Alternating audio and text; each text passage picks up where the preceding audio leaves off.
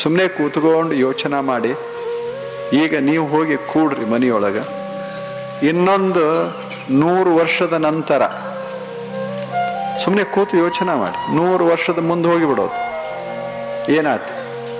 ನೀನೂ ಇಲ್ಲ, ಅವರು ಮನೇನೂ ಇಲ್ಲ, ಹೊಲನೂ ಇಲ್ಲ, ಏನೂ ಇಲ್ಲ, ಇಲ್ಲ ಇಲ್ಲ ಗಟ್ಟಿ ಬಾಳಯ್ಯ.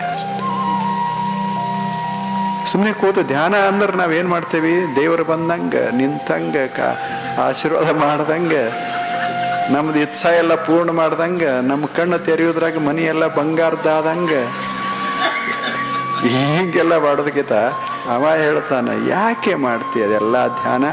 ಇಲ್ಲ ಅಂತ ಧ್ಯಾನ ಮಾಡು, ಬರೋಬ್ಬರಿ ನೀನು ಸತ್ಯವನ್ನ ಕಾಣ್ತೀಯ. ಏನು ಕಾಣಿಸ್ತದ ಇಲ್ಲ ಅಂತ ಅನ್ಕೋತ ಇರುವುದಲ್ಲದು, ಇರುವುದೇ ಇಲ್ಲ, ಮತ್ತ್ಯಾಕೆ ತಾಪ ಮಾಡ್ಕೋ?